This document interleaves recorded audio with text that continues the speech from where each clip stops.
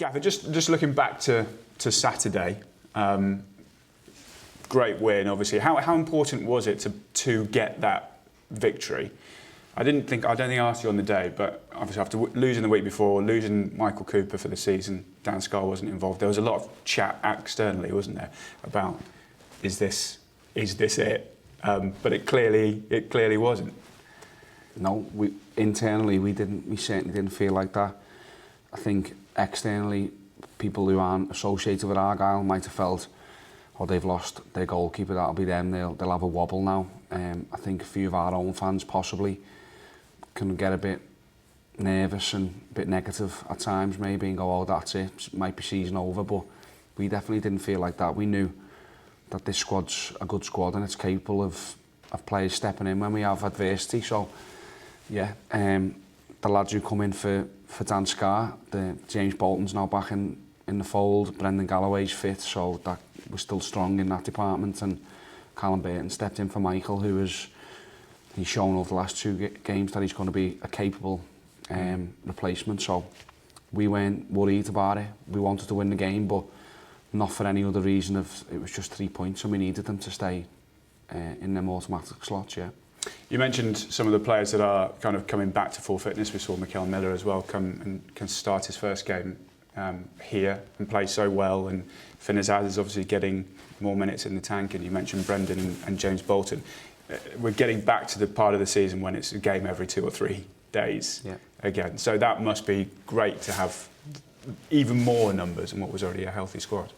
Yeah, and I think I didn't mention it on Saturday when I spoke to you Saturday after the game. I think that was part of the reasoning as well as why we made some changes, because Saturday was our first game of 5 in 14 days, so it's not possible to play with the same 11 players for 5 games straight and be able to play with the intensity that we need to for us to play well and get results. So yeah, it's so good to have a strong squad to choose from. It was good to get Mikel minutes. You know, he's been out for so long, and I thought he played really well for an hour, 65 minutes, whatever he played.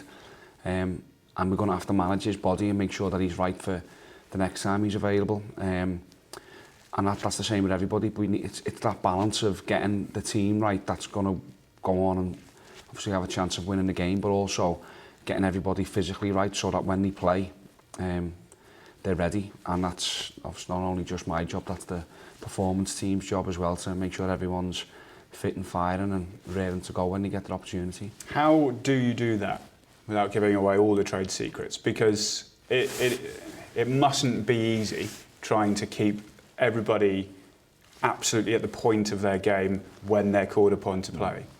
So you have to have a constant measure on the data and the training loads and game loads. So that's Elliot's sort of department.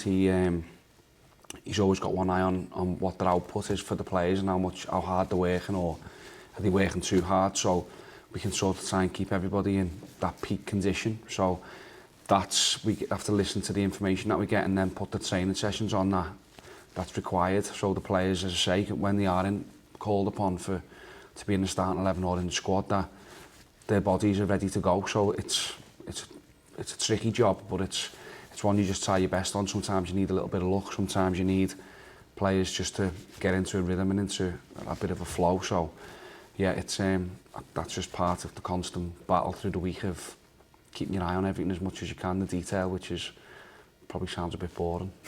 Not at all, I don't think many people. The other thing is, as well as being physically ready, is also knowing how to play the system, knowing how to play the role, knowing how to just slot in and know how the side is playing. And I know that sounds a bit stupid because yes, they train every day, you know, every day in the week, but it's not the same, is it, when you go out and play sometimes?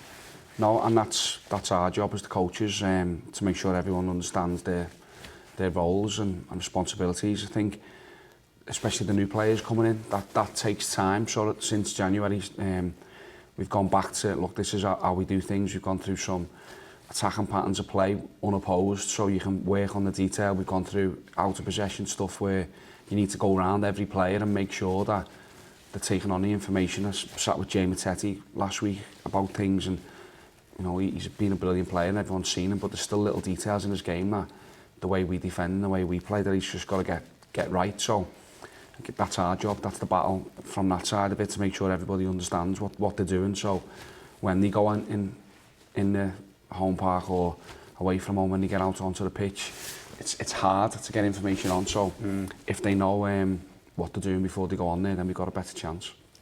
It must be hard when there's 16,700. That's why my voice sounds like this every weekend. Yeah, it's not easy, yeah.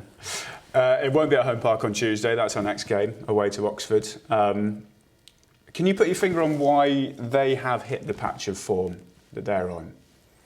I can't put my finger on it now. I think everyone's kind of surprised to see where Oxford are in the league, because they've been one of the stronger teams in the division for years under Carl and their staff, and always seem to be in and around the playoffs this year for whatever reason. I don't know. I'm not on the inside.